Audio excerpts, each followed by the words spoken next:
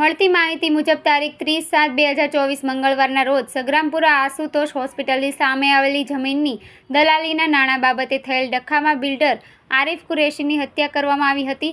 આ હત્યાનો બનાવ સીસીટીવી કેમેરામાં કેદ થવા પામ્યો હતો। નમાઝ અદા કરીને આવી રહેલા બિલ્ડર કુરેશી પર આ બંને ભાઈઓએ એક બાદ એક તીક્ષ્ણ હથિયાર વડે હુમલો કર્યો હતો, જેના કારણે ઘટના સ્થળે તેઓ મૃત્યુ પામ્યા હતા।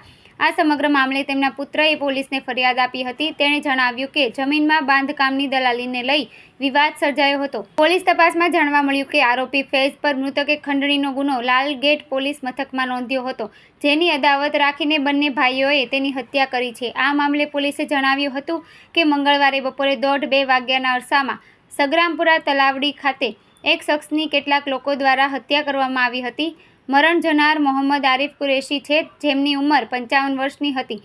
તેઓ બિલ્ડર હતા। તેમના દીકરા સુફિયાએ પોલીસ મથકમાં ફરિયાદ આપી હતી કે બે લોકો ફૈઝ અને તબરેઝે છરીના ઘા મારી તેમની હત્યા કરી છે, જેના અનુસંધાને હત્યાનો ગુનો નોંધી તપાસ શરૂ કરવામાં આવી હતી। આ સાથે તેઓએ જણાવ્યું કે મૃતકના દીકરાએ જણાવ્યું હતું કે આશુતોષ હોસ્પિટલની સામે મૃતકે એક જ જગ્યાએ રાખેલી હતી, જે જમીનના બાંધકામ કરવા બાબતે પૈસાની લેતી દેતીમાં વારંવાર આ બંને આરોપીઓ પૈસા માંગતા હતા। મૃતક પૈસા નહોતા આપતા, જેથી તેમની હત્યા કરાઈ હોવાનું ફરિયાદમાં જણાવવામાં આવ્યું હતું। આરોપીઓને પકડવા માટે અલગ અલગ ટીમો બનાવવામાં આવી હતી। બે આરોપીઓની આખરે ધરપકડ કરવામાં આવી છે। હાલ પૂછપરછ ચાલુ છે। વધુમાં તેઓએ જણાવ્યું કે આરોપીઓ મોહમ્મદ ફૈઝ અને તબરેઝ બંને સગા ભાઈઓ છે, જે સગ્રામપુરા ખાતે રહે છે। મોહમ્મદ ફૈઝનું કહેવું છે કે મૃતક આસિફ તેને વિરુદ્ધમાં લાલગેટ પોલીસ મથકમાં ખંડણીની ખોટી ફરિયાદ કરી તેમજ અઠવા પોલીસ સ્ટેશન ખાતે અનેક ખોટી અરજીઓ કરી હતી, જેના અનુસંધાને અમે તેની હત્યા કરી છે। મોહમ્મદ ફૈઝ વિરુદ્ધમાં લાલગેટ પોલીસ મથકમાં ખંડણીનો ગુનો દાખલ છે। બીજો જાહેરનામા ભંગનો ગુનો પણ દાખલ છે। હાલ તો આ બંને આરોપીઓની ધરપકડ કરી વધુ તપાસ હાથ ધરવામાં આવી છે। ગઈકાલ તારીખ 30/7/2024ના રોજ કલાક 13:30 થી 14:00 દરમિયાન સગ્રામપુરા તલાવડી મોલવી સ્ટ્રીટ ખાતે એક ઈસમની બે યુવકો દ્વારા હત્યા કરવામાં આવી હતી। મરણ જનાર જે છે એ મોહમ્મદ આરિફ કુરેશી નાઓ, જે બિલ્ડરનો જેમની ઉંમર 55 વર્ષની હતી અને જે વ્યવસાય બિલ્ડર તરીકે કામ કરતા હતા।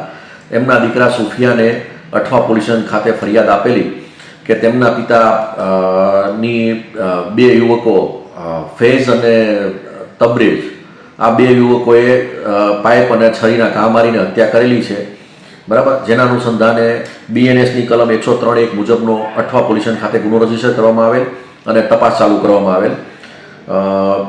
ફરિયાદમાં સુફિયાને જણાવેલ કે એમના પિતાએ આશુતોષ હોસ્પિટલ સગ્રામપુરા ખાતેની સામેની બાજુએ એક જમીન રાખેલી, જે જમીનના બાંધકામ કરવા બાબતે પૈસાની લેતી દેતી બાબતે આ લોકો પૈસા માંગતા હતા એમની પાસે, સામાવાળા, અને એ પૈસા નહોતા આપતા, એના કારણે થઈને એમની હત્યા થઈ એવું એમણે ફરિયાદમાં જણાવેલ છે।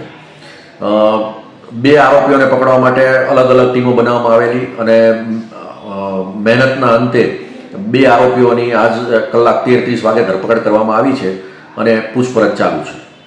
સર, શું નામ છે આરોપીઓના અને કઈ રીતે આખી ઘટનાને અંજામ આપ્યો હતો એમને? આરોપીનું નામ છે મોહમ્મદ ફૈઝ તલ્લોઈ અને એનો ભાઈ છે એ તબરેજ તલ્લોઈ, જે સગ્રામપુરા ખાતે જ રહે છે।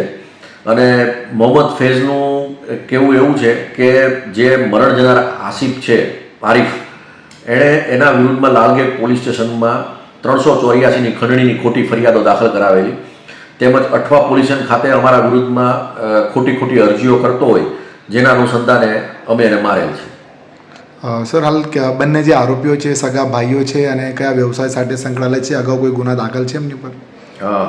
મોહમ્મદ ફૈઝ વિરુદ્ધમાં લાલગેટ પોલીસ સ્ટેશનમાં એક ખંડણીનો ગુનો દાખલ થયેલો છે અને બીજો એક જાહેરનામા ભંગનો ગુનો કોરોના કાળ દરમિયાનનો દાખલ થયેલો છે। મોહમ્મદ તબરેજ વિરુદ્ધમાં હજુ કોઈ ગુના દાખલ થયેલા નથી।